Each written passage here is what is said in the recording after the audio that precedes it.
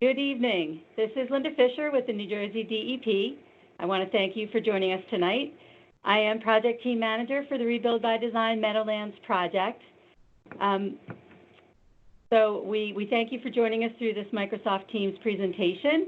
The presentation will provide you with updates on the project design and present the community feedback we've received during recent workshops in the community. In response to concerns expressed by members of the community about public gathering in light of the coronavirus, DEP has arranged to provide this in-person public meeting in a way that promotes the well-being of community members. Although we believe the risk to the community is low, we believe this approach provides the ability to reach more people during this time of uncertainty. This evening's presentation is being recorded and will be provided in the coming days through a link on the Rebuild by Design Meadowlands website at www.rbd-meadowlands.nj.gov, and that website will be available on the slides. You'll see it later on in the presentation if you didn't get to write that down.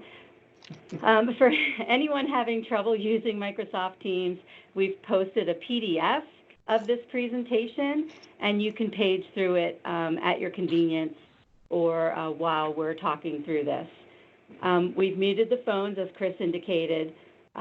Please feel free to use the text function, as Chris described, during the meeting to submit any questions you may have. The text bubble is located on the toolbar at the bottom of your screen, and we will do our best to answer all your questions or group similar questions at the end of the presentation and answer them at once. So now I'd like to turn it back to Chris Banoski, who's Vice President of AECOM, and he'll kick off the presentation. Thank you. Thank you, Linda. So here's our agenda for tonight. We're going to talk a little bit about the project history.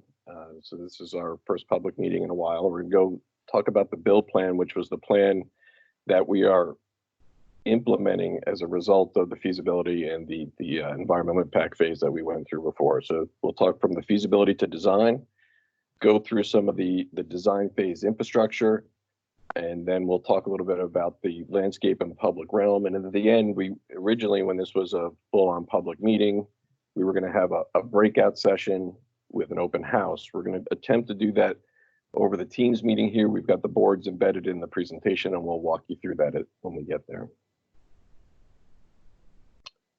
So these are the people who, from the AECOM side, who will be presenting. Myself there to the left. We've got Dave Blair, who's the project manager, Anna Hochhalter's a landscape architect, and Michael Murphy from HDR, who's going to be talking about some of the design elements. And then we have some other folks on the phone who are also can help field questions during the Q&A session. So I'm going to start talking a little bit about the project history and the build plan. So for those of you who remember, or for those of you who don't, this started through the Rebuild by Design competition post-Hurricane Sandy. The state was awarded $150 million for phase one, which must be completed by September 2022. Now, this was for pilot area one, which includes Little Ferry, South Hackensack, Moonachie, Teterboro, and Carlstadt. And the project has to, in accordance with the HUD grant, has to address the purpose and need. So the purpose is to address flood risk, increase resiliency in these communities, and reduce the impacts of these flood events. And the need follows right along with that. Again, we're trying to protect public health and life and property. Again, increase community resilience, enhance water quality, address some of the systematic inland flooding and coastal flooding. And as an added benefit and as a co-benefit of some of these measures, we're going to integrate this civic, cultural, and recreational benefits, which I think you'll see as we walk through this a little bit more. So as I said before, we're going to walk through the build plan, and when we went through the EIS. So I'm going to mute whoever's not on mute. Thank you. We're going to talk about Alternative 3, which has the build plan and the future plan. This was actually what came out of the feasibility study and the environmental impact statement and was published in the record of decision. And this is the build plan. The build plan was the portion of the recommended alternative that is going to move forward as part of the HUD grant and as part of the project that we're going to describe a little bit later throughout this presentation. It's important to note that this, is a dynamic project. We did the EIS and the feasibility study together, which was a challenge in itself, but we've been able to move through this process and we came out with the build plan. But as we go through the design phase, there's certain elements that are going to change slightly as we gather more information, understand the site constraints a little more. So you'll see a little bit different, but this was the build plan that was put forward from the record of decision, which includes some green infrastructure components, some enhancements to some of the ditches, 2 pump stations, as well as some parks and open space. So I've been talking a little bit about the history, and here it is on a kind of a Gantt chart schedule, if you will. So, we started back at the competition back in 2013, 2014. From 2015 through 2018 is where we were going through the feasibility study, the environmental impact statement, and we've been keeping the community, keeping you all engaged throughout that process. So hopefully some of you have been to these meetings before, so you're a little bit aware of where we've been, and here's where we're going. So now we're in the design phase. We're working through, like I said, the different site constraints, advancing the designs for these different components, and looking to go into construction in the near future. We'll talk about that in a little more detail as we move through. And the community engagement, of course, continues throughout the entire process. So I'm going to let Anna come up now or come in now and talk a little bit about how we take this project from this feasibility level build plan into an actual design that can be constructed. So Anna, if you can come up and here. Can you hear me? Yep, you're good to go.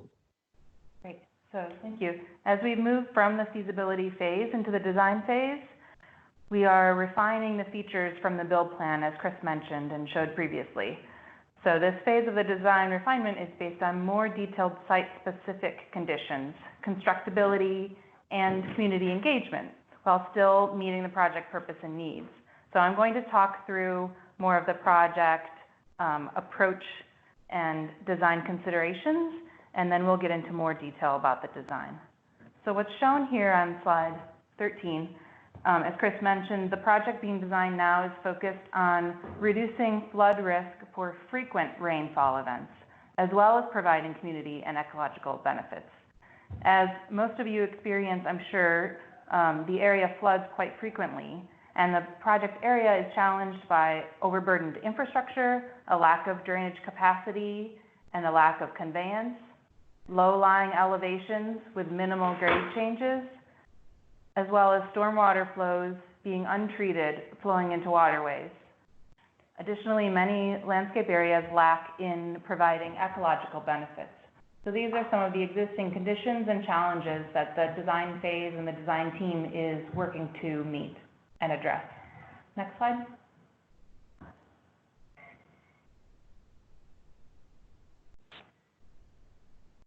As the project meets both the frequent flood risk reduction goals as well as the community and ecological co-benefits through 2 primary components, with infrastructure improvements to increase conveyance capacity and reduce flood risk, and with landscape and public realm improvements to improve water quality, increase ecological performance, and provide improved community space. Next slide.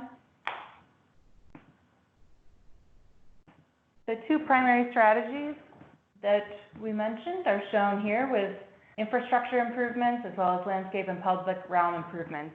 You can see the infrastructure in blue and landscape and public realm in green. These elements are located across the project area in multiple municipalities within the project area. Next slide. Slide 16 now. In this project, the infrastructure strategy provides the most flood risk reduction benefit for the project, and thus this is the primary project priority. The infrastructure features include pump stations, which provide additional force to stormwater conveyance, a stormwater force main to increase the capacity for conveyance, and channel improvements such as dredging and widening to improve conveyance. Next. The other strategy for the project is the creation and improvement of landscape infrastructure and public realm. These design features include native planting to replace some areas of existing turf grass to improve ecological biodiversity and improve rainwater uptake. Green infrastructure is a strategy with permeable paving and green infrastructure type improvements to filter and slow stormwater while at the same time improving water quality and reducing the burden on the drainage infrastructure. And lastly, improvements to existing parks or the creation of new parks to improve community open space, amenities, and enhance ecology. So those are the two primary strategies that the project is using in this design phase. Next. So on slide 18, you can see, again, more detail about the two primary strategies that the Rebuild by Design Meadowlands project is designing in this phase. For infrastructure, working on the East Riser channel improvements, shown as number 1, as well as a pump station along the East Riser channel. Number 2 shows the location of the Lowson Slope force main and pump station. And for the landscape and public realm improvements, number 3 shows the location of Joseph Street Park. 4, Memorial Middle School. 5, Little Ferry Public Library and Municipal Building. 6, a new riverfront park at the Hackensack River. And 7, showing multiple locations of street-side green infrastructure type improvements. These landscape and public realm elements are all under design and consideration, but are contingent upon the further development of project costs, time frame, and overall project budget related to the infrastructure elements being designed. So all of these are being assessed and are subject to change. Next slide.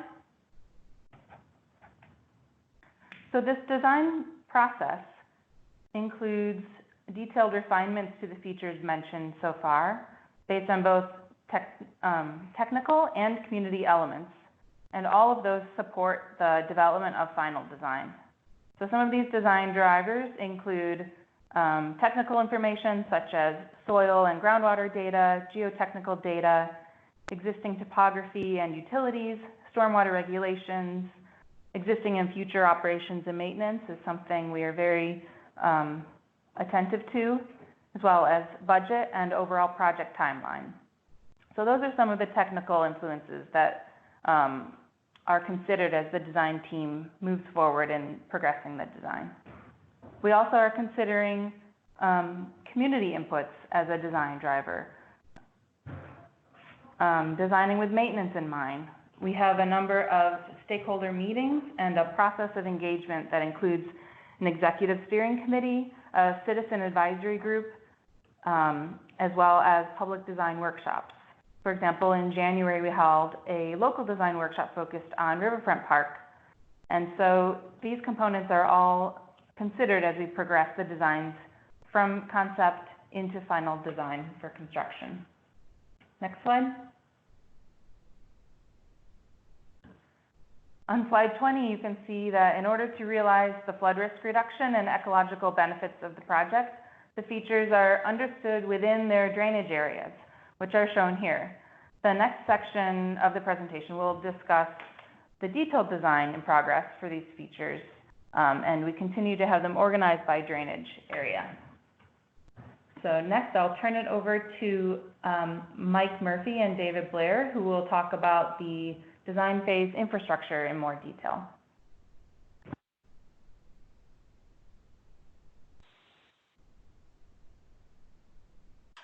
Good evening. This is Michael Murphy, and I'm one of the project managers. I'm going to be talking to you tonight about the hydraulics and hydrology modeling that's been done for this project. At its core, the new Meadowlands is a flood risk reduction management project.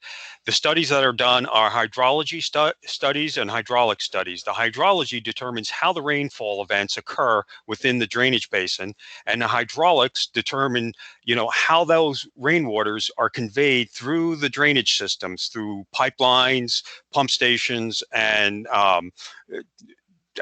drainage channels. This particular project has a very complex drainage basin. It's a relatively flat, low-lying floodplain with 7 square miles of drainage area. If you look at the map, the area shaded in blue shows the 7 square miles of drainage area that are considered in this study.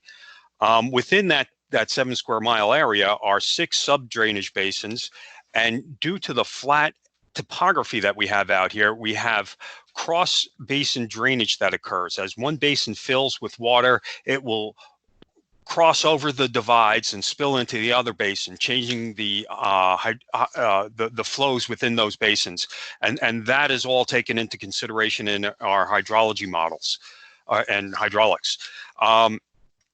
We have an extensive network of stormwater infrastructure, which includes 69 miles of pipelines, channels, pump stations, and tide gates.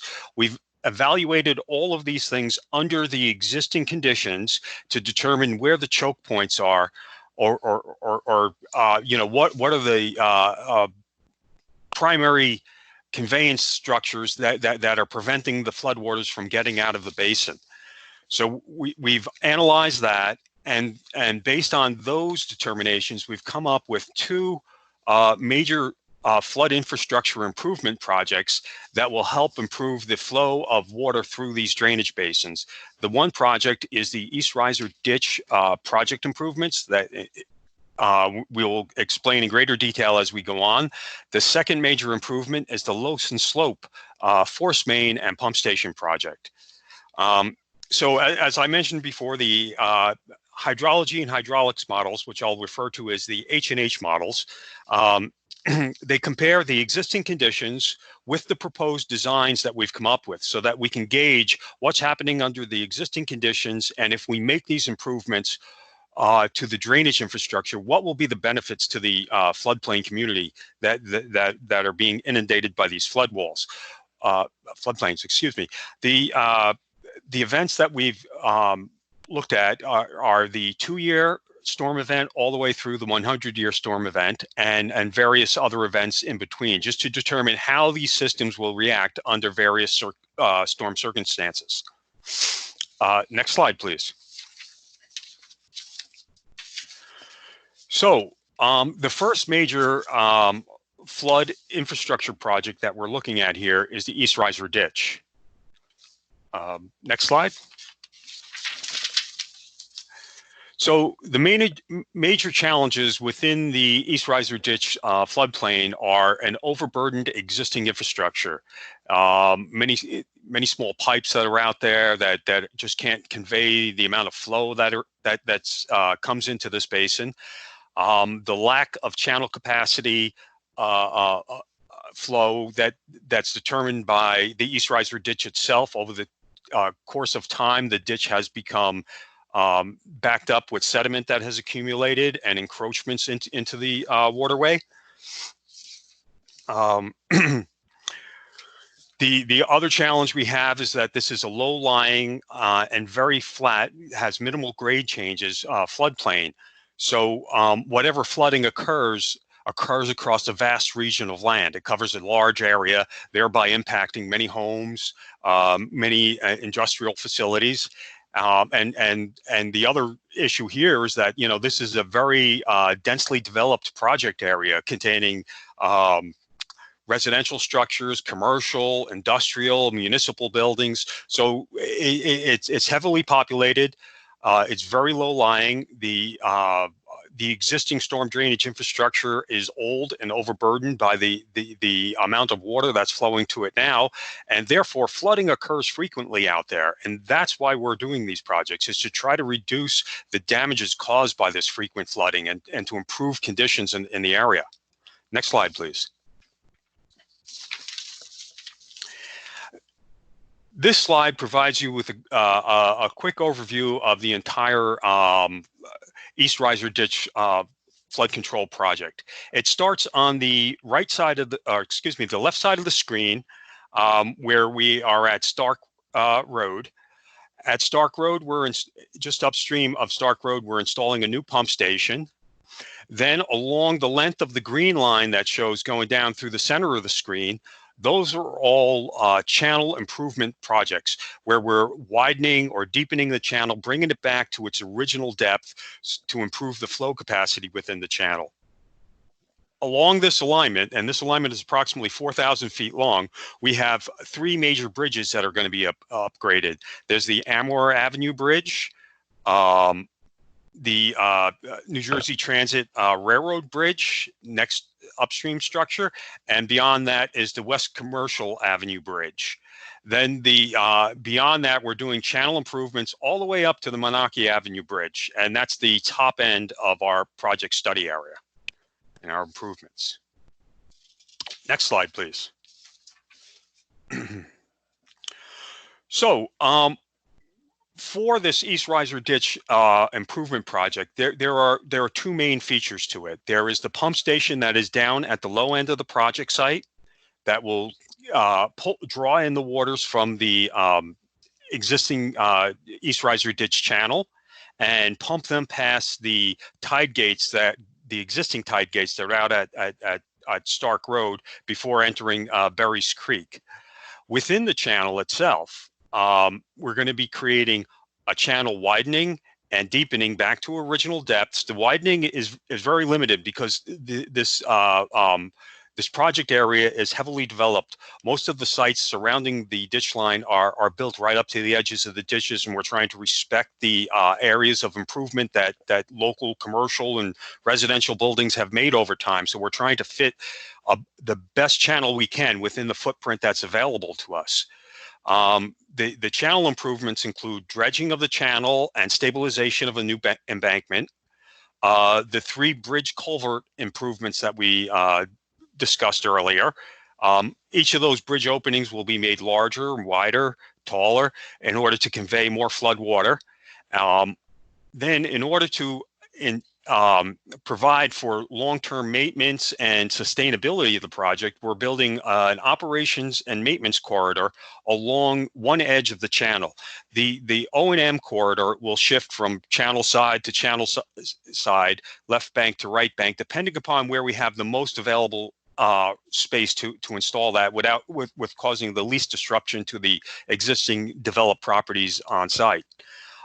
Also within this channel design, we are trying to come up with a nice soft channel armoring using native plantings and a more vegetated channel siding rather than a hard siding such as riprap channel, although we will be using riprap in places where it's necessary to prevent future erosion of the channel. Next slide, please.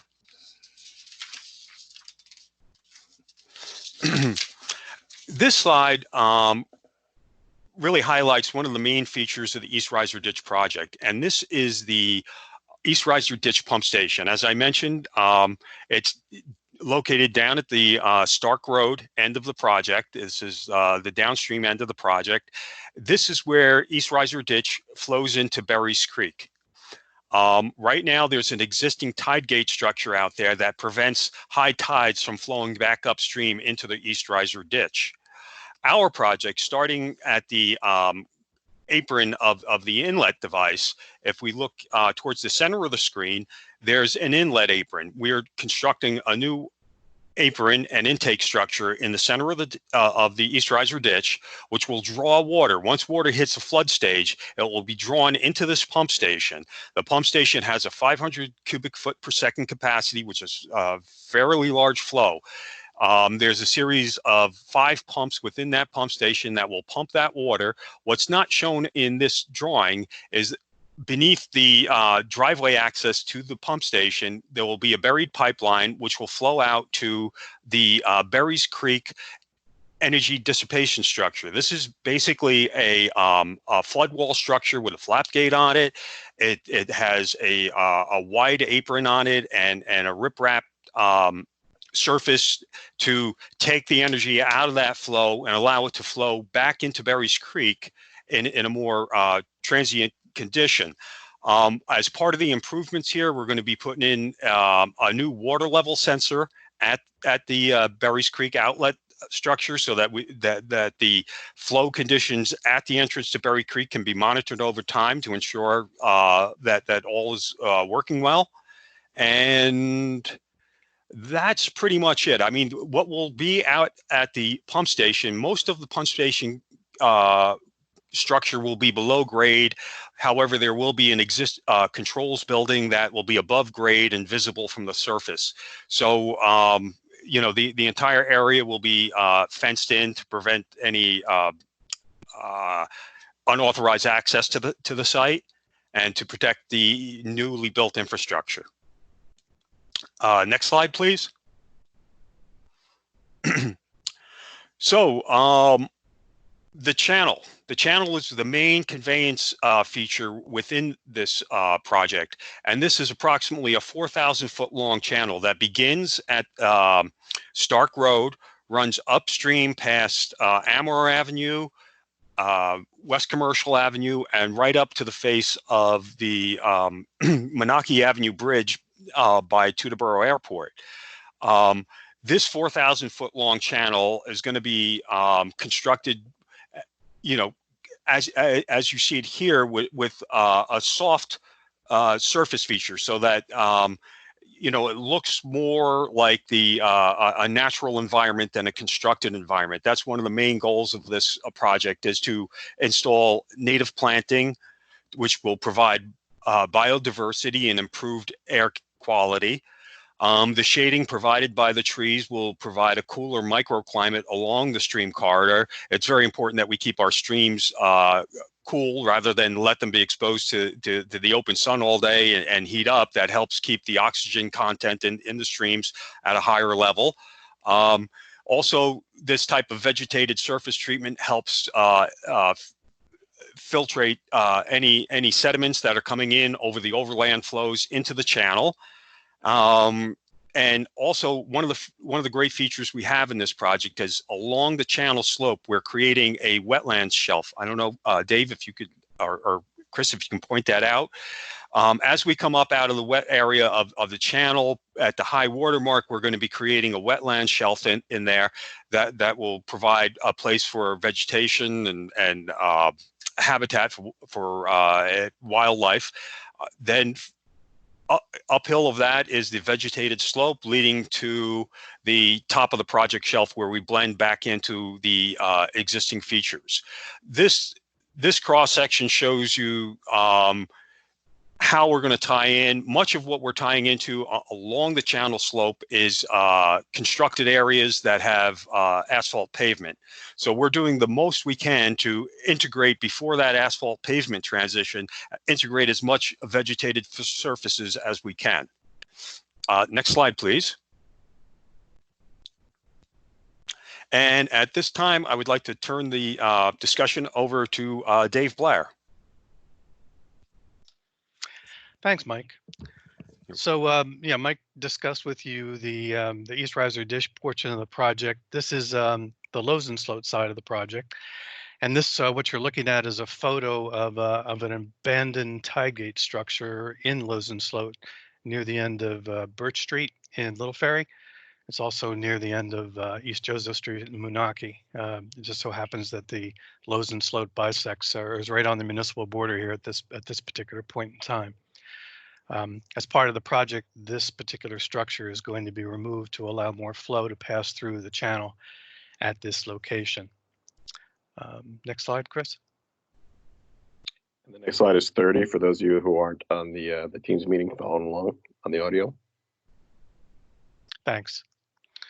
So this map illustrates the location of Losensloot in the project area, where it runs from South Hackensack through Little Ferry, and then along the border with Moonachie down to where it ultimately discharges into the Hackensack River.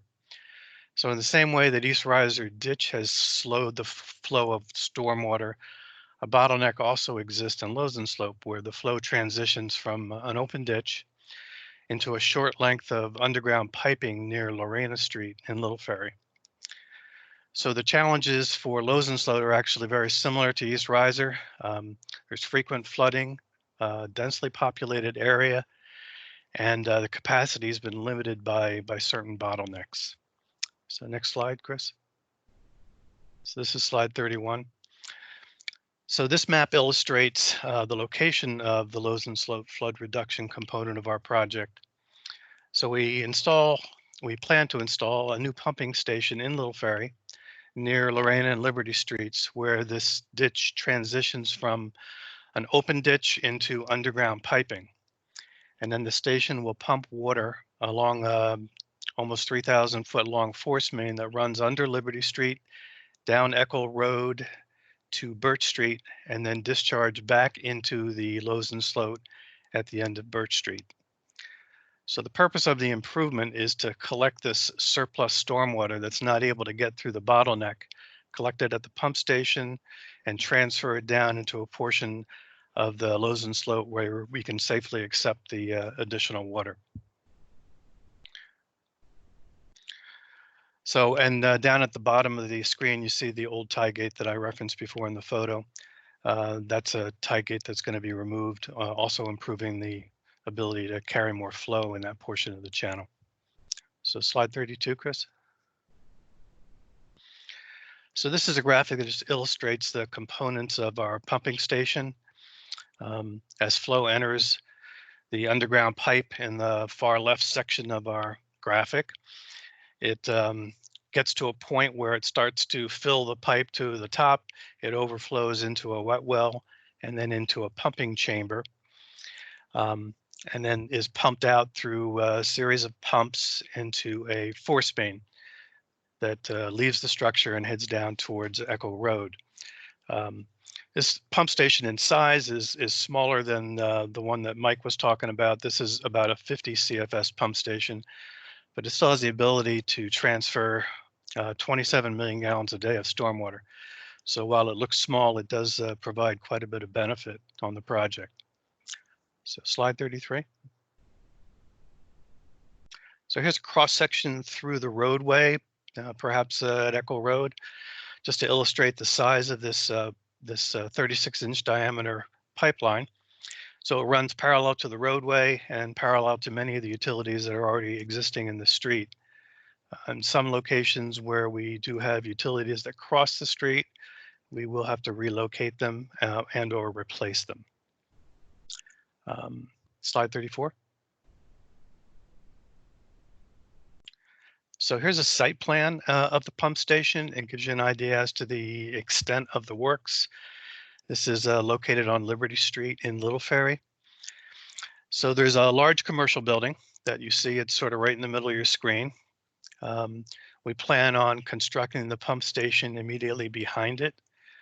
And it consists of an above grade electrical building where we're going to bring the power, there you go, the power into the facility.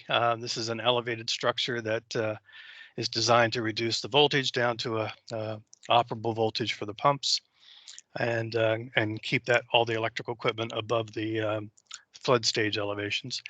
And below that, you see the actual pump station, which is all below grade. So you see it in this graphic, but you won't be able to see it if you're standing at this location. And then the force main leaves the pump station, goes out along the building and out onto Liberty Street. So by perspective, the electrical building is about 30 feet square, and the pumping station that's adjacent to it, that's below grade, is about 30 by 60. So this one is not quite as large as the East Riser Ditch pump station. So with that, advance to the next slide. Anna will step back in and talk about some of the landscaping that we're using for the public realm. Anna? Thanks, Dave. So I'm going to be talking through the landscape and public realm features that are currently under design with the flood risk reduction features that both Dave and Mike just presented. So these features provide improved water quality, enhanced biodiversity, and on-site drainage improvements to provide the primary majority of the additional community and ecological co-benefits of the project. As the project progresses, the design for these public realm elements need to be balanced, and additional funds may be needed for the construction of some of the landscape and public realm elements. I'll talk through each of the projects being designed as they're located within the drainage basins.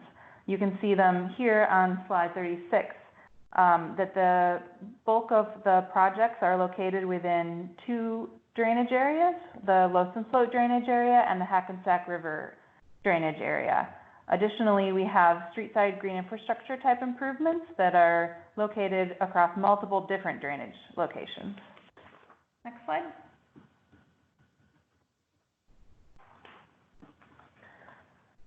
So the first site I'll talk through is Memorial Middle School within the Lowson Slope drainage area, providing community and ecological benefits. Next. The Memorial Middle School is an existing schoolyard with an existing memorial and existing trees, primarily existing lawn, as you saw in the image in the previous slide. And what's being proposed here is to provide new native planting areas, as well as green infrastructure type improvements in specific locations that can address on-site frequent ponding, as well as to improve and enhance the ecological performance of the schoolyard. There's also a great opportunity for learning gardens and for engagement with students at the school. Next slide. The next site is at Little Ferry Public Library. You can see an image here on slide 39. Next slide, please. Within the Little Ferry Public Library, as you saw in the photo, it's an existing public library with asphalt parking, and what's being proposed is to do permeable paving within parking stalls, to do downspout disconnects, which we'll describe in more detail during the workshop section of the evening. And those are the two primary strategies here. Next slide. The next location is the Little Ferry Municipal Building, or Borough Hall. You can see the photo here in slide 41. Next slide. Slide 42 is showing an illustration of the conceptual design being proposed, which includes native planting, green infrastructure type improvements, and permeable paving within the parking area. As mentioned, it's an existing municipal building with a police department. There's a very large existing asphalt parking lot and existing parking landscape islands. Next slide, slide 43. So our next site location is Joseph Street Park, located in Moonachie. You can see here the existing condition. There's a lot of open lawn. There's many existing sports courts and play equipment and a pavilion. The Civic Center is there, and the Senior Center is also located there. Next slide. Slide 44 shows an illustration of how all of those existing features will remain. So the playground equipment will remain, the pavilion, sports courts, and what's proposed is native planting along the edges to improve the ecological biodiversity, as well as strategic locations of permeable paving within the existing parking area and green infrastructure type improvements adjacent to the building. Next slide. This next site is located within the Hackensack River drainage area. We call this Riverfront Park. Next slide. It's an existing private waterfront. We are working closely with the properties to define how a public park can be created along the waterfront to provide public waterfront access, ecological enhancement, and improved waterfront access and water management. So you can see in this illustration on slide 46 some of the activities that we are designing, and we'll get into more detail on that in the next section as well. Next slide, please. Slide 47 shows this next feature is what we call street side green features. These are located within roadway right-of-ways throughout the project area in specific locations. Next slide. So this map on slide 48 shows that there are approximately 20 systems that are being assessed now throughout the project area. And these provide filtration to nearby roadway runoff. They're located within the right-of-way. So they're designed to capture stormwater and then slowly release the stormwater back into the existing gray infrastructure. And we will get into more detail on that in the next section as well. Go to the next slide. So slide 49 shows two illustrations of different types that are being considered. One which shows visible above surface expression with vegetation visible on the street, and the other is a subsurface filtration system. So the filtration and capture of stormwater and filtration would be below the sidewalk. These systems treat smaller and more frequent storms, and there are several other types that are being considered as well that will be discussed in the presentation later. Next slide. Okay, so now we're going to transition into more detailed look at all of the features we just described briefly. So you can go to the next slide. So for this next session, we're going to be focused on boards organized in this fashion, starting with an overall project info, gray infrastructure, right-of-way, green infrastructure type improvements, and then we'll discuss an overall ecological design strategy. Then we'll go into more detail about the 4 municipal sites we just discussed, and lastly, provide more information on the riverfront park that's proposed. I do want to mention now again that we are accepting questions through the chat bar. So as you are, as you're listening, please feel free to write your questions there it's on to the right, and we have facilitators here who are gathering all those questions at the end. We'll facilitate answers to them. Also wanted to mention that the boards are available on the DEP website, so you can download them in English, Spanish, or Korean to look at them more closely. We're also going to be talking about the board by number, so you should be able to follow along. And at this point, we're changing these, the numbers are actually now letters. So if we'll go to the next slide. We'll first talk through these 4 boards that pertain to features with multiple footprints across the project locations. Next slide.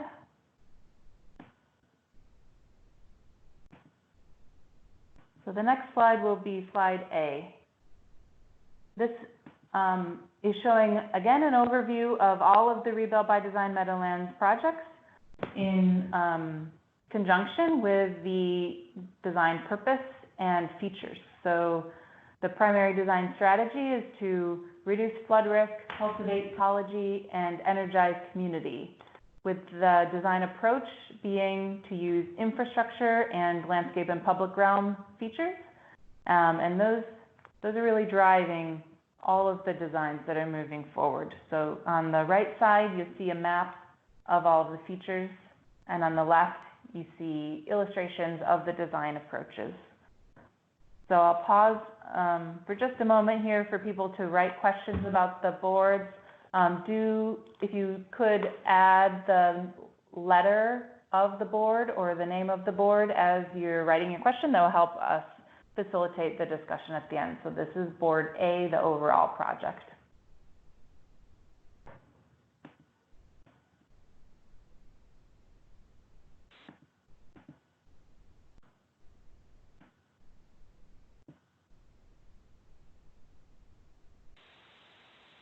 Okay, so now we can move on to the next board, and I'll turn it over to Dave Blair.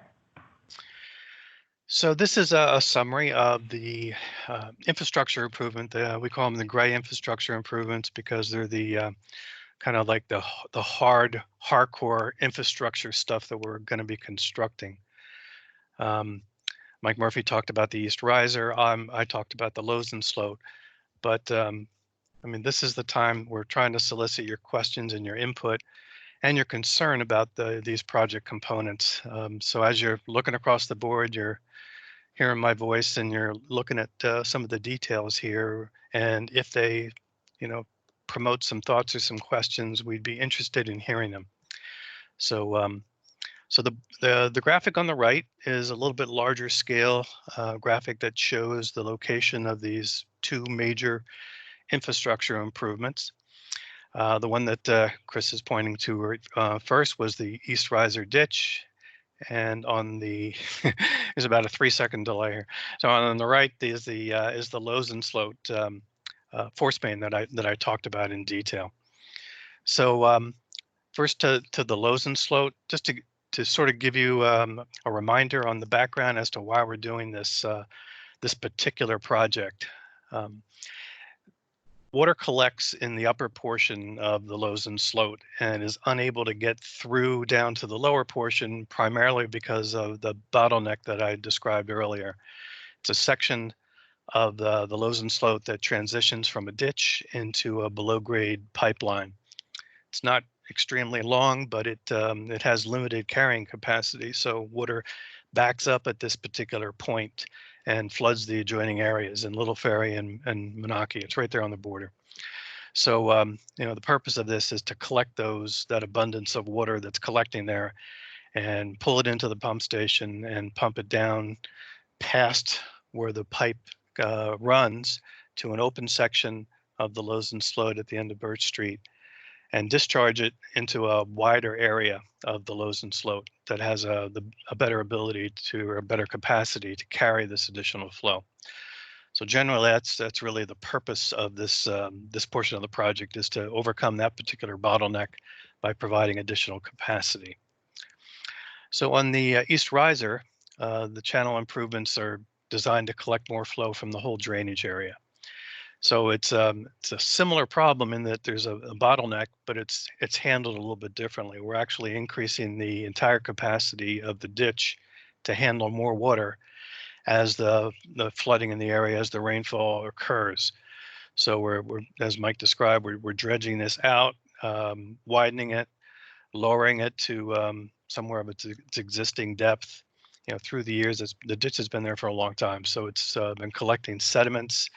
There's trees growing in it. There's trash in it. So it's important for us to clear it out, expand it to the extent that we can, limited by the commercial properties that are on either side of it. So we're increasing the carrying capacity of this ditch to allow more rainwater to come in. So that'll promote less flooding in the area. The flood waters will actually have a place to go. So then it'll flow down the East Riser ditch and come to the pump station location, where it'll be collected and pulled into those large pumps and pumped over Stark Road into Berries Creek, which has the capability of dissipating this additional flow. So if this is prompting some questions, I hope it is.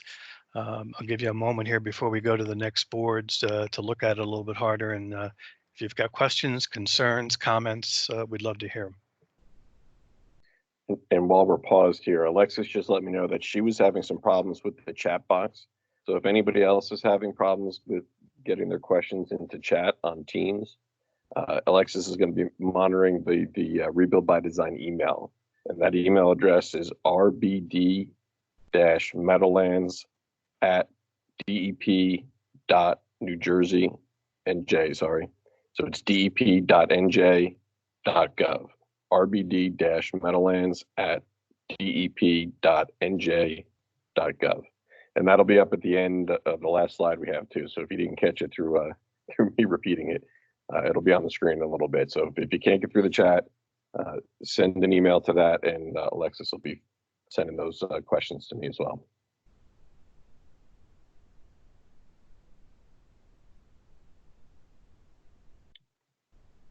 Okay, why don't we move on to the next board?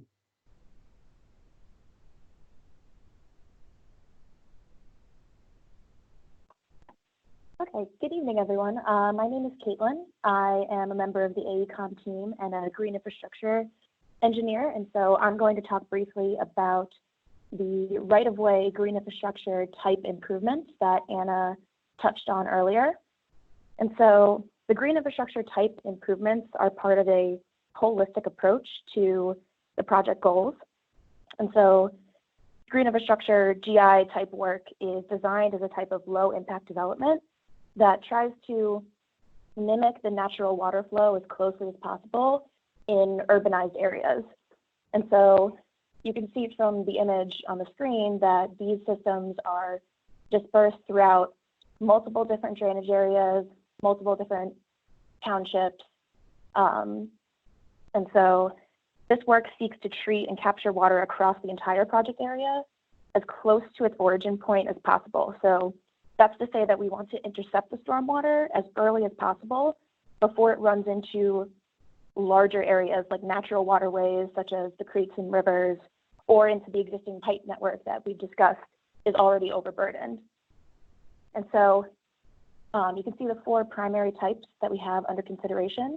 As Anna mentioned, some of them have surface features, vegetation, plants, trees, but a vast majority of them will be subsurface, and due to both surface and subsurface constraints, like I said, the urbanization, there's utilities existing under the roadways where they are.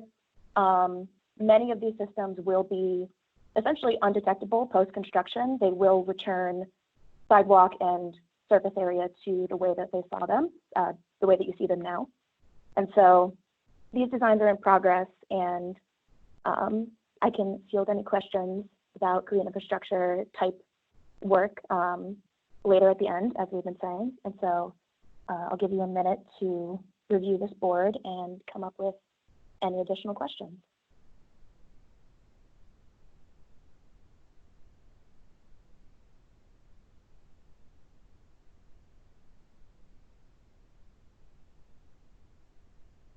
Okay, next board.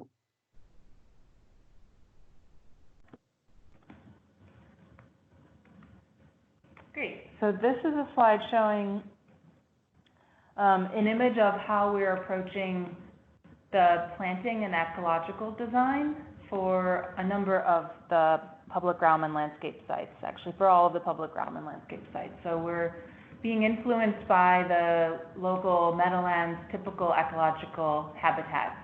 So what's shown here on the middle of the screen is an illustrative section depicting the native Meadowlands ecology. You can see that from the Hackensack River, intertidal brackish waters, subtidal shallows, it moves upwards through intertidal wetlands, up into maritime shrub ecologies, upland ecologies, into the interior meadows and interior uplands.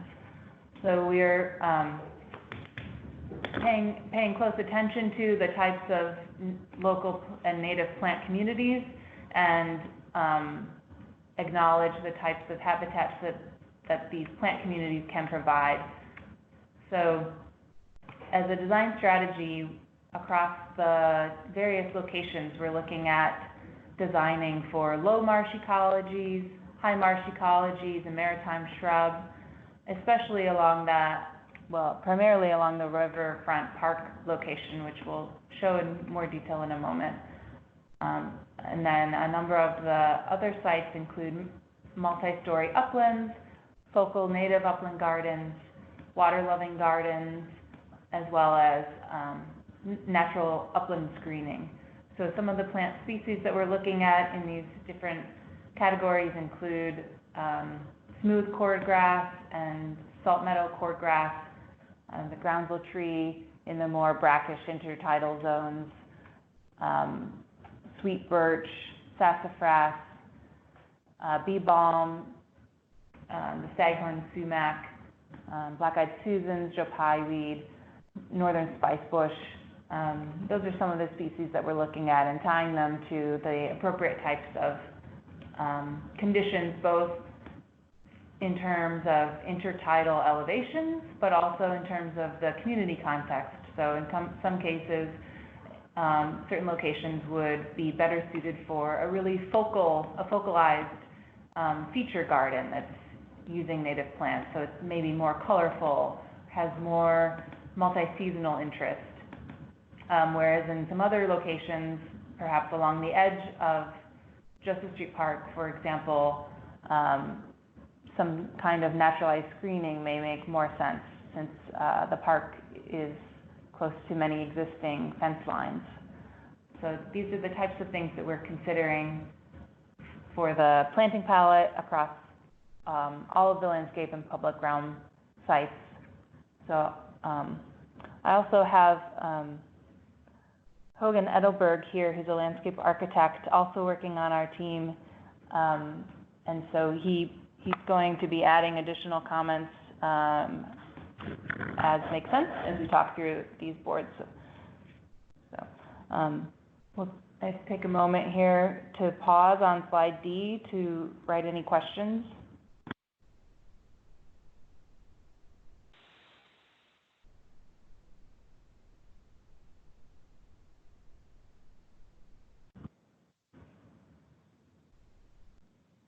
Okay, we can go to the next slide. So this next slide is a transition slide. So we're now going to focus on the 4 municipal sites that we talked through in the presentation: Little Ferry Borough Hall, Little Ferry Public Library, the Memorial Middle School, and Joseph Street Park. So you can go to the next slide. This next slide, slide E, is Little Ferry Borough Hall. It's the first board of these 4 municipal sites, and these boards are all presented in the same way.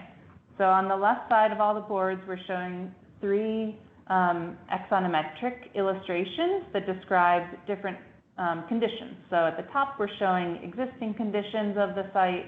In the middle, we're showing how the site performs in terms of water management. And in the bottom image, we're showing conceptual design. The middle column shows how we're achieving that site performance. These illustrate the types of design strategies that are appropriate for this location, and shows illustrations of what those strategies are. And lastly, on the right, we're showing more graphic illustrations of how this works on site. So these are illustrative images showing water movement as it gets filtered and moves across the site within the context of the existing condition. So all of the 4 boards are organized in that way. For Little Ferry Borough Hall, I'll talk through them. You can see, again, back to the existing conditions. We met with a number of municipal staff and facility operators for all of these 4 municipal sites. And we asked questions like, where do you see existing ponding? When does it occur? How does the water move? What challenges do you have on site? What are the existing uses of site? What kinds of activities take place there? Or what are the future activities that you're planning? And we had a workshop with a number of facility operators for all of these sites. And it was very insightful. And so what's diagrammed here are some of those conditions that we heard, and the design is all responding to that input that we heard. So there's on-site existing flood conditions for small storm events, and the stormwater is flowing untreated through the parking lot. So what's proposed is a downspout planter and permeable paving, as well as regrading and native planting within the project area to redirect the stormwater to be filtered from the parking lot.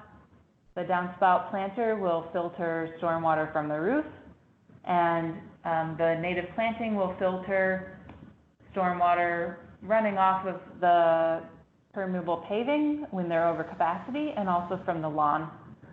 The native planting will also provide biodiversity. And so that's primarily the proposed conceptual design of this location. You can go to the next slide. Slide F. The next slide is Little Ferry Public Library. The Little Ferry Public Library, as an existing condition, is has untreated runoff flowing across the parking lot, as well as noted on-site occasional flooding in front of the library on Redneck Ave, as well as on the Liberty Street side of the building as well. So what's proposed here are two strategies: using downspout planters to capture roof runoff, as shown in the image, in the front of the facility, as well as on the Liberty Street side. And then also we're proposing permeable paving within the existing parking lot. So the parking lot will be regraded to build that capacity to accept the flow into the permeable pavers.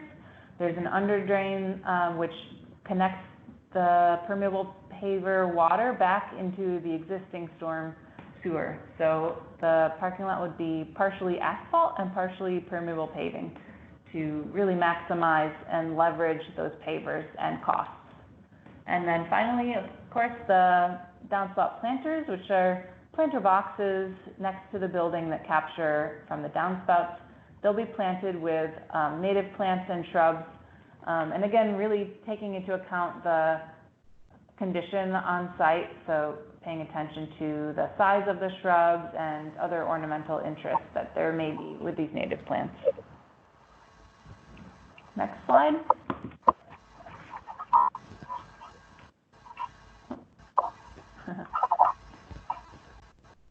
The next slide is slide G. This is Memorial Middle School. The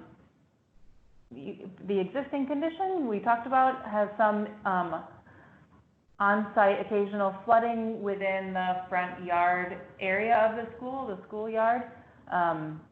There's some subtle grading challenges that result in on-site ponding, as well as grading within the driveway and parking lot, and the stormwater is also untreated in those areas. So what's proposed is 2 locations of bioretention basins to collect the runoff from the parking lot and driveway, as well as some subtle regrading and additional native planting, which will filter the runoff from the yard and create an improved biodiversity.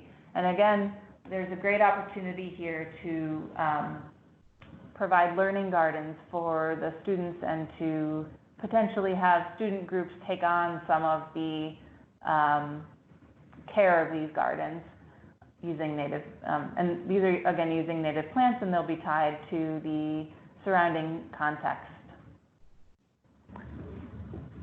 I would just, this is Hogan Edelberg, everybody, and I wanted to add to this, what Anna said about this area is that the native planting ovals and the stormwater management work in concert with a lot of the existing tree canopies in this area and the memorial as well, and so they're meant to enhance the existing landscape in this case. Great. Next slide.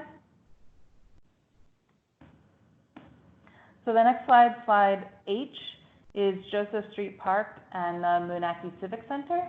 And the existing condition has existing playgrounds, existing sports courts, pavilion, the existing civic center and senior center is there, and those will all remain. And again, these features will also work to improve and enhance that existing experience of the site, as well as to improve the ecological performance of the park. So what's proposed is to do a number of downspout planters along the building edge. So these will be capturing runoff from the roof, going through the downspouts and into planters adjacent to the building, with native planting within them and around them. The proposed parking lot would have permeable pavers, again, underneath the parking stalls, where it's regraded to really maximize those flows of stormwater from small storm events, which would then be captured and redirected through under drains into existing storm sewers. And of course, also native planting along the edges to enhance the experience within the park and provide improved biodiversity. This is Hogan again. Joseph Street Park is, we've found a very highly programmed space, highly used by the community. All the native planting and improvements that we're showing within the park itself have been laid out so as not to interrupt any of the existing programs or use that go on there today. So that's why you can see how they're arranged around the edges of the park and around the edges of the building in a way that maintain and in some cases enhance the existing activities that happen in the park.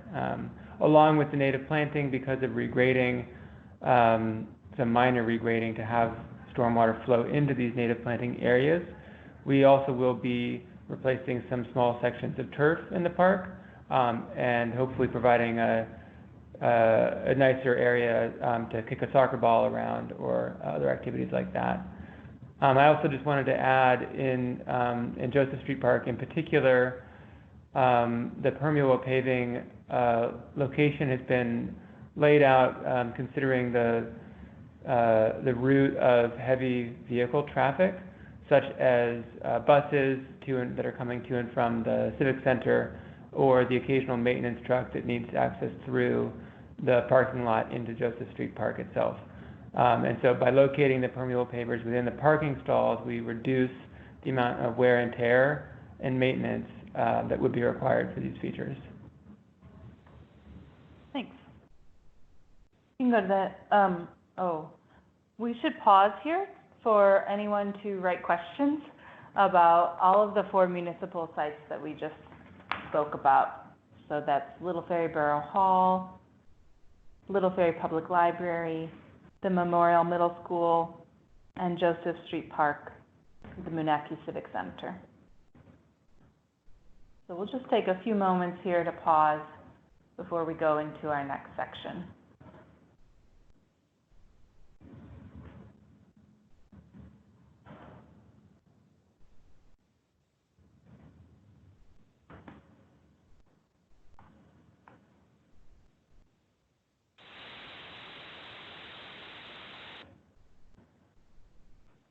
Okay, so now if you can go to the next slide, please.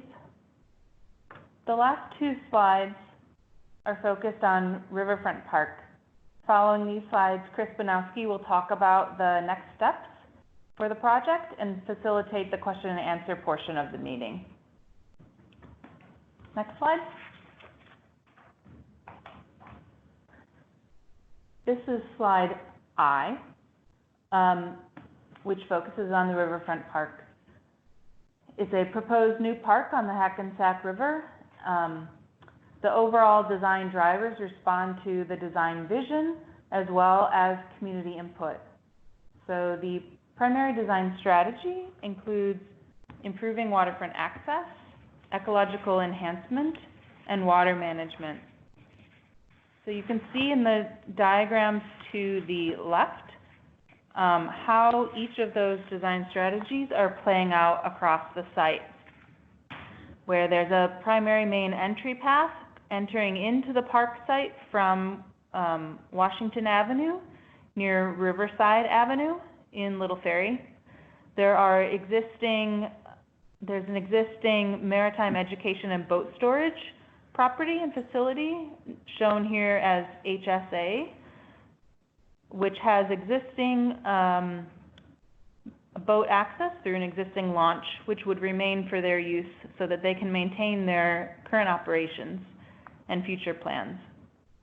There is a future church under design, as well as a future parking area for that church in the northern area adjacent to the proposed park location. So there's, in addition to the primary entry path, this connects to a longer waterfront path with areas of gathering and programming and ecology along that shoreline. You can see in the middle axon, the ecological enhancement includes the preservation and enhancement of mudflats, and the design and expansion of low marsh and high marsh ecologies, as well as native upland vegetation throughout a large portion of the area. We're also designing to include water management within the design, which accounts for tidal fluctuations both at current levels with low tide and high tide, but also future high tide is being considered, as well as on-site absorption of rainfall within the site design itself. So in January, we held a local design workshop with the community and the public to hear what types of priorities the community had for a new riverfront park. And we discussed priorities related to the overall park character, the capacity and type of gathering, the type of kayak launch and proximity to parking, as well as the importance of the size of a tidal marsh enhancement component. And we really appreciated all the input that we heard and had some really great discussions. You can see the images here are showing the kinds of priorities that we heard and the amount of preference that was provided. So generally, the park character was primarily preferred to be a hybrid of natural and urban, with a high priority for a large tidal marsh size. The gathering type should account for large and small gathering events. There's preference for the floating pier for a kayak type, and strong preference for parking to be near that kayak activity. We also discussed the type and preference for planting, paving, and screening and furnishings. You can see some images of the types of images that we showed at that public meeting and the input that we received related to priorities of these types of characteristics. So for planting, there's preference for flowering woodland and wildflowers. There's preference for more of a uniform material. For screening, to look at both vegetated screening and wood lattice, and furnishings to provide linear seating and group gathering. And so we've considered all of input as we're moving forward in the design phase. I'll just pause here for a moment so you can write any questions you have about the overall riverfront park design vision and community input. The next slide will show more detail about the conceptual design as is being progressed now, as well as some images of what the character may look like based on the community input that we received and discussed in January.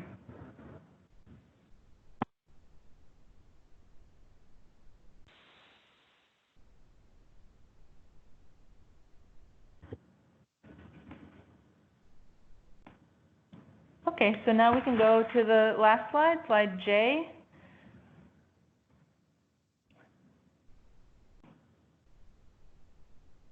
This slide is showing the conceptual design of Riverfront Park. We have images of the type of character being designed, located across the screen near the large illustration of the park site. And we have 3 graphic illustrations at the bottom depicting the experiences of these different types of areas. So I'll just talk through each of the primary zones, looking at the larger image across the top. So as we're designing the detail of the proposed riverfront park, we're understanding that there are different core zones that will support the community priorities and experiences that we heard during the meeting. So in the southern area, we call this the Southern Cove. This is a type of area that will have the largest tidal marsh enhancement area with also proposed parking areas for picnicking and smaller gathering, as well as access to a kayak pier. As you move further north along the waterfront pathway, you would encounter what we call the Maritime Plaza, shown as number 2.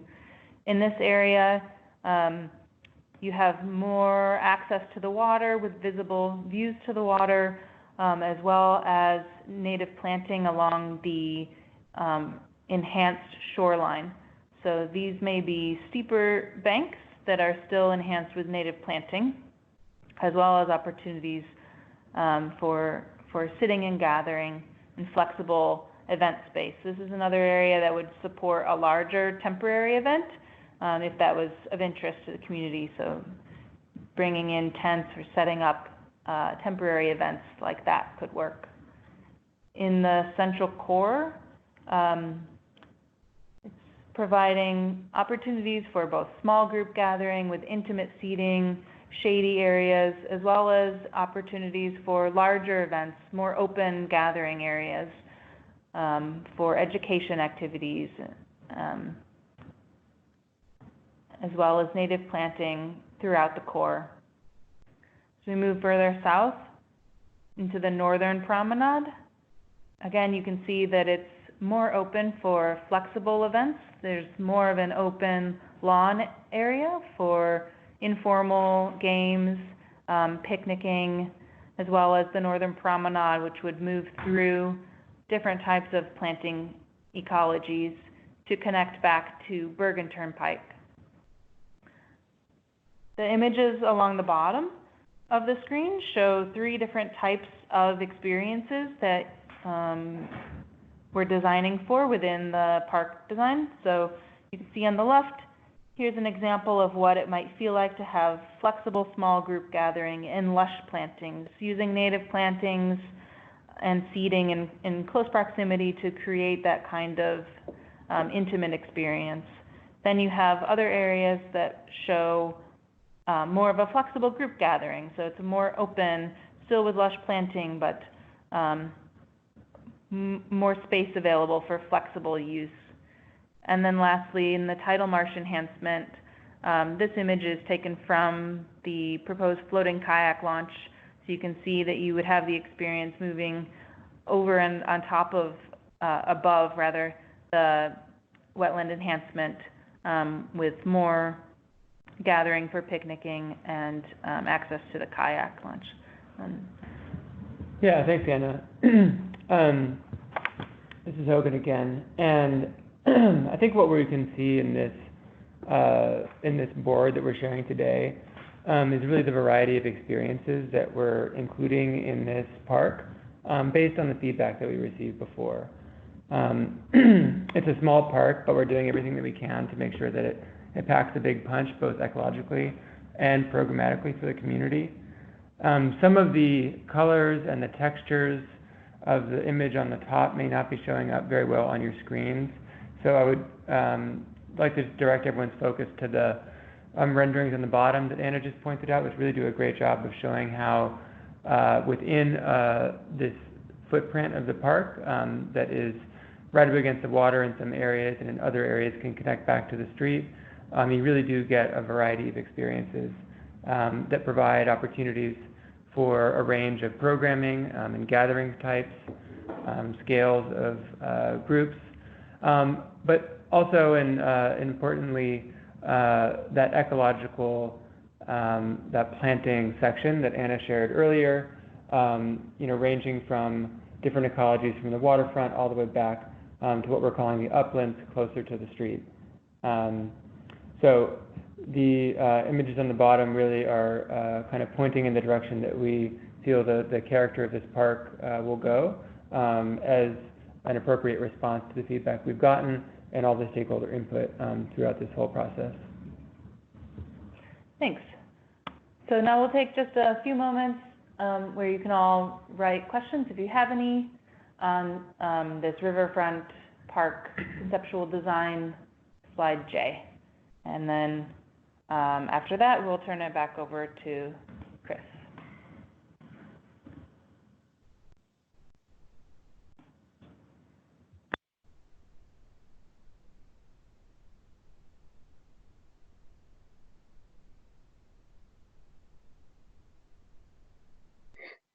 Okay, so I'll jump back in here.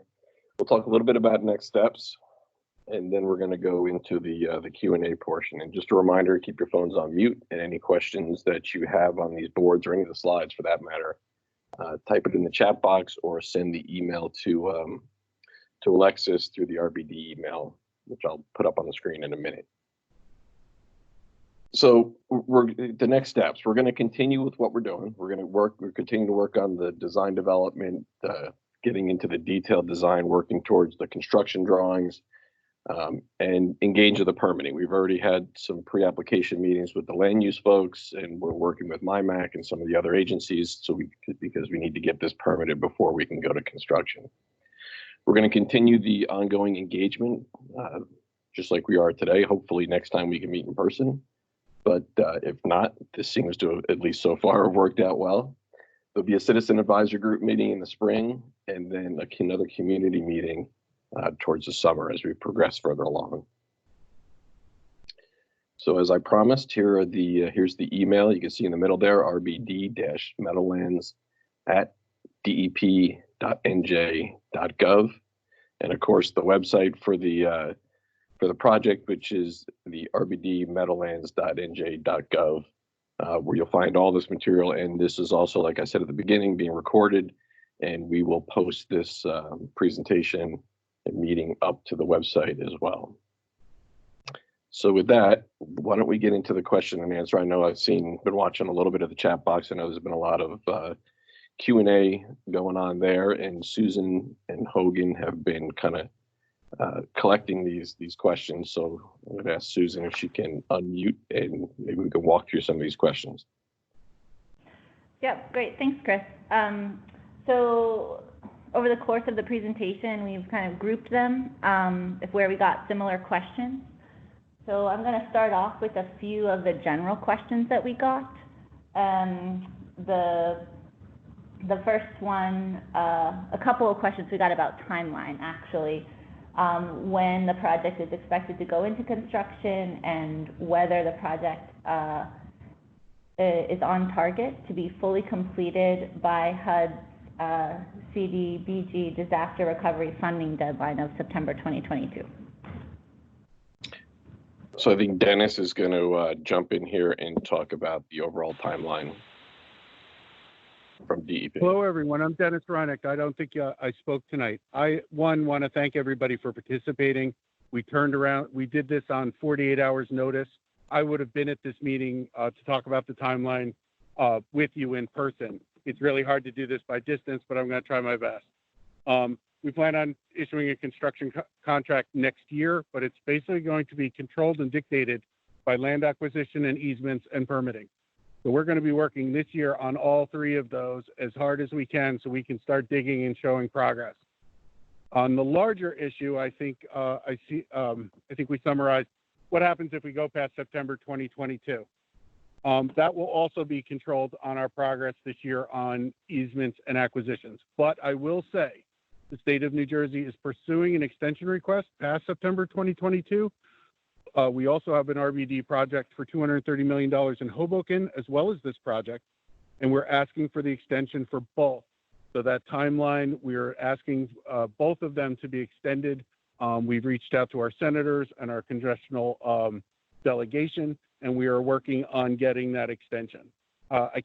We will continue to update you on our progress as we move forward on that extension request. I think, Chris, I think that sort of captures it. Okay, thanks, Dennis. So the next question is in the same vein related to construction. What state agency will be administering the bids, both for construction management and contractors?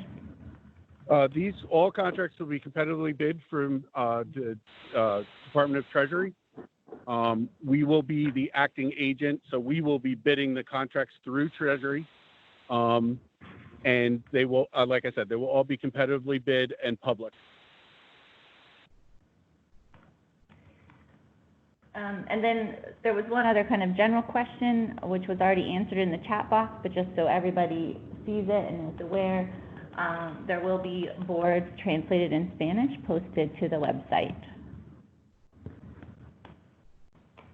So now we'll move on to the cost question.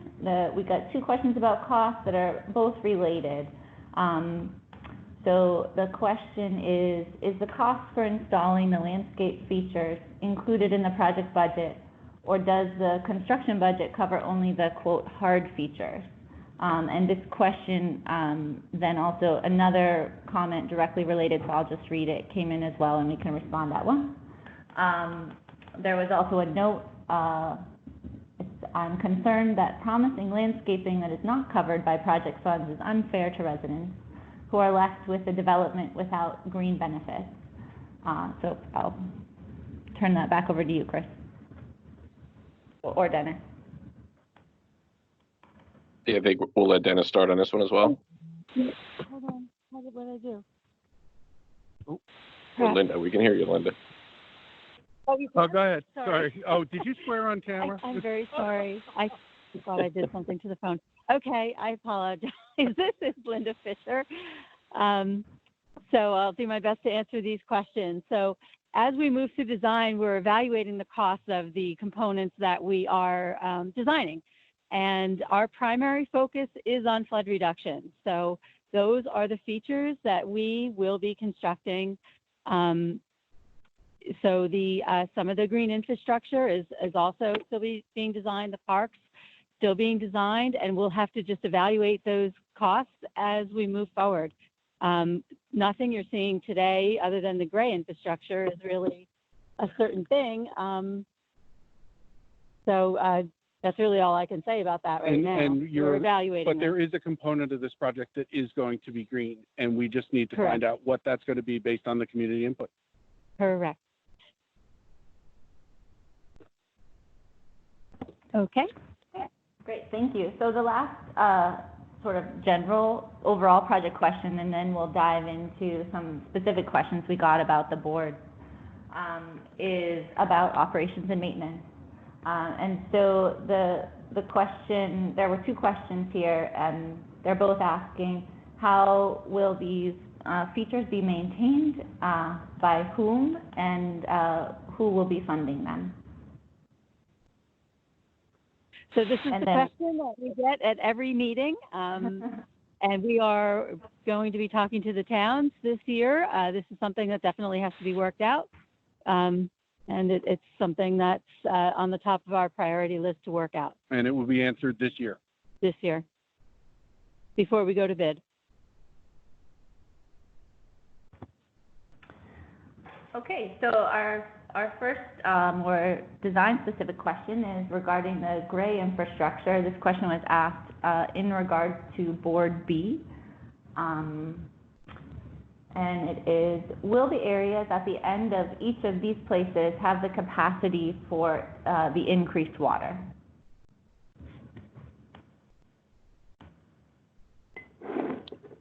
Okay, so this is Dave.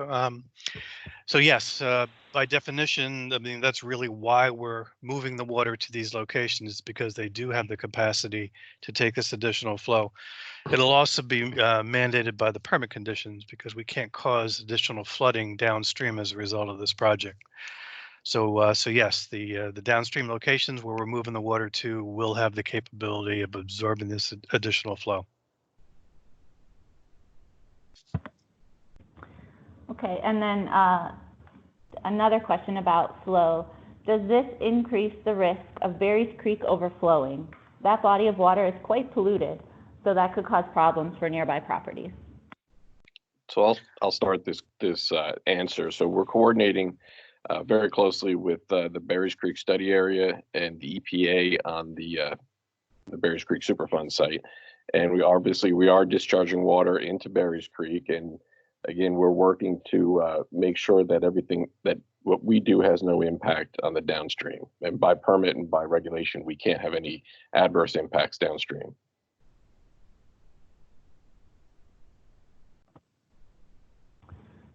Okay. The next question is in regards to the East Riser pump station. The question is, what is on that site now? So this is Linda Fisher. That is currently private property. We're in negotiations with the property owner right now, and we will be acquiring the necessary land to build the pump station.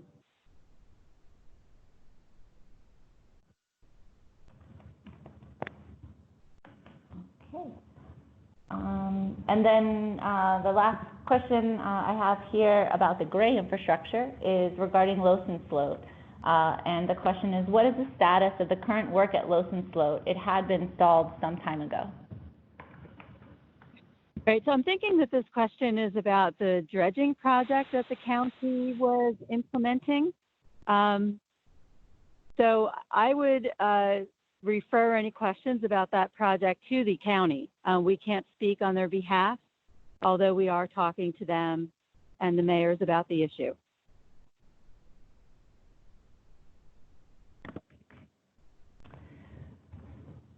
Okay, so now we'll move to the questions received about the landscape and public realm.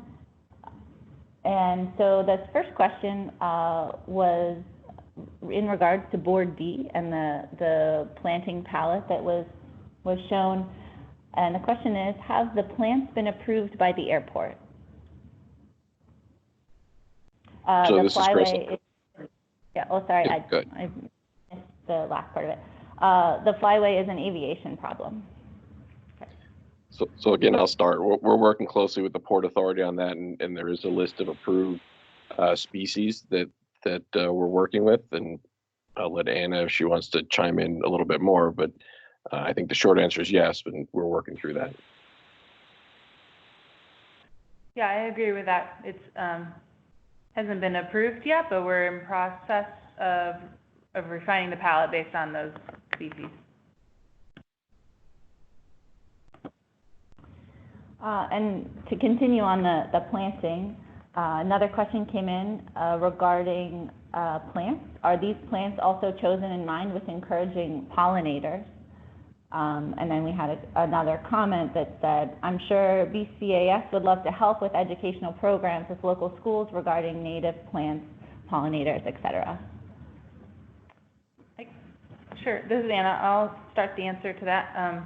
Yes, we're very much interested in supporting pollinator habitat and encouraging pollinators.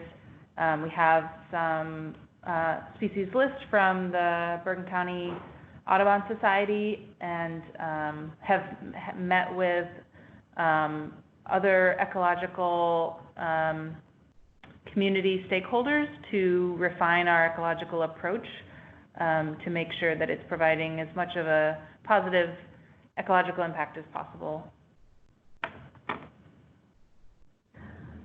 Great.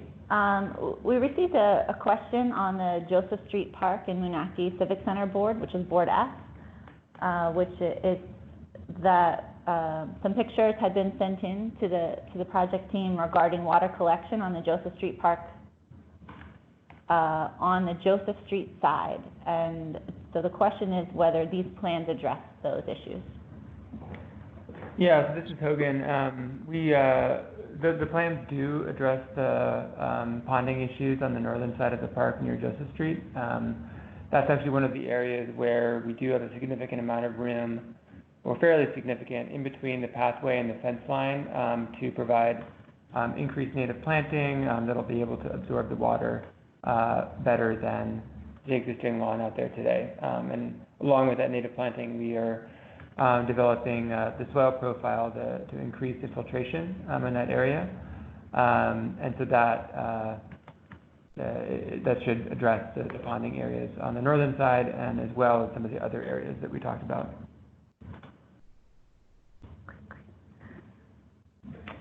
Moving on to the Little Ferry Borough Hall Board, which is Board E. I think I got them out of order. There's a question on the filtration on the site. How does the filtration work? Will there need to be maintenance of something underground, or is it just a matter of slowing runoff? Caitlin, do you want to take this one? Sure, yeah. So given the native soils underlaying most of the project area, I'm sure people are aware they're mostly clays, and so they are not very conducive to infiltration. And so any of the green infrastructure systems and programs that are proposed do not infiltrate. That way we can completely control and engineer the rates that water come in and out of the systems. And so any maintenance that is required, we've talked with city employees and officials, and we've discussed at previous meetings what kind of equipment they have and what their capabilities are to make sure that there's nothing that we're proposing on any of these sites that is a completely new and insurmountable challenge to maintenance. Any piping will either be already existing that we reconnect into, or if there are some new pipes that are proposed that they connect directly back into existing structures.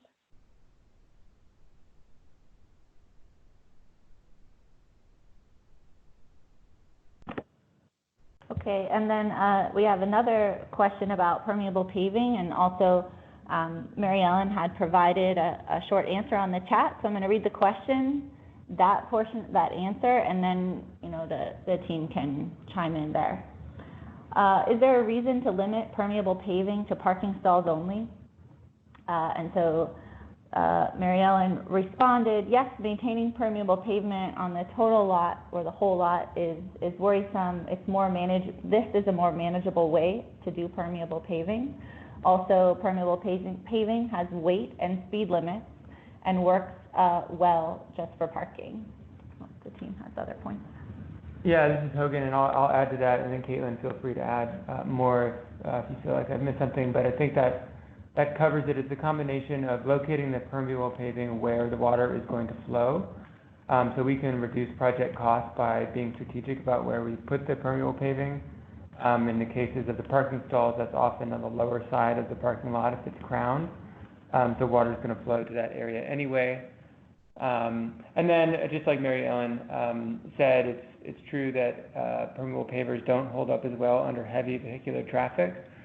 So by locating the permeable pavers outside of the main driving lanes, and especially in Joseph Street Park and the Little Ferry Borough Hall, we can reduce the wear and tear on that occur from weight, but also turning movements. Now, I will say that the permeable pavers that we're selecting for these areas are vehicular rated and will withstand the expected use, but it's good practice to be strategic about where those are located. And then Caitlin, feel free to jump in if I missed something. Yeah, thanks, Hogan. That's a great response. Kind of going off of what I said on my board C, part of implementing green infrastructure into an urbanized area is dealing with both these surface constraints, like the vehicular traffic, but then also the subsurface constraints, like the native soils, like high groundwater tables, and like a lot of existing utilities that are underneath these parking lots to begin with. So taking all those things into account, these are the best placements for the permeable paving to make sure that they live their full design life and that we don't disturb existing drainage networks as much as possible.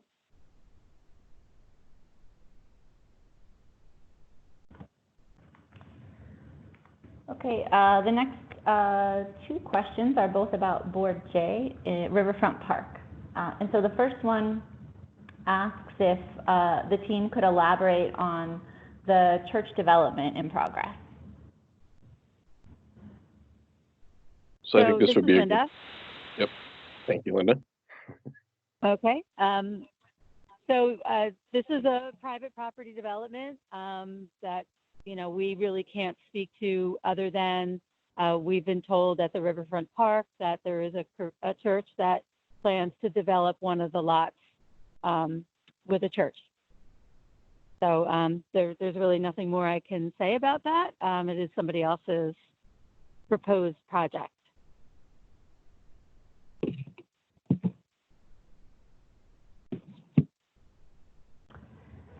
Okay, and then the other question we received about Riverfront Park is where would the parking be for that park? Yeah, and if the parking is going to be in the southern portion of the park near the southern cove. So if you're looking at the boards, that's all the way to the left of that large axonometric drawing that we're showing.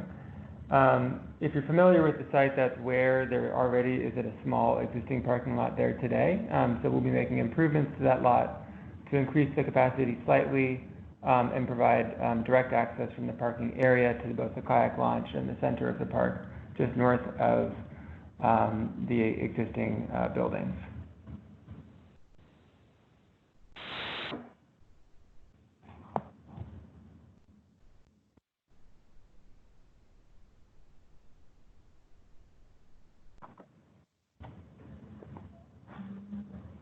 Okay, so Chris, that wraps up all of the questions that we received during the presentation. Okay, and if there was any other questions or that came across since, we will be sure to follow up with those in a frequently asked questions type format. Again, this is being recorded, so it will be the recording of this with all the questions and answers that we provided will be on the project website, on the New Jersey DEP website. So I think that wraps it up for tonight. I appreciate you all participating in this and being able to adapt to this format, and have a good night. Thank you very much. And be well, everybody. Thank Yeah. you. Good night. Thanks. Good night.